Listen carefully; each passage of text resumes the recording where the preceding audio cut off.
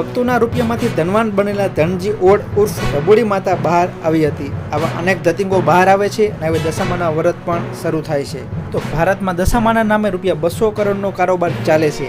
વિજ્ઞાન જાથાએ દશામાના નામે ખોટી રીતે ધૂણી છેતરપિંડી કરતી 808 જેટલી ભોઈમાનો પર્દાફાશ કર્યો છે અને 2800 જેટલી ઢોંગી ભોઈમાના જે ધૂણવાના ઢોંગ છે તે પણ બંધ કરાવ્યા છે. આવું બધું બહાર આવી રહ્યું હોવાથી ગુજરાત વિધાનસભાનું આગામી સત્ર અંધશ્રદ્ધા, મેલી વિદ્યા અને કાળા જાદુની આડમાં થતી અમાનવીય પ્રવૃત્તિઓને કચડી નાખવા માટે હવે આગામી જે બિલ છે તે રજૂ કરવામાં આવશે.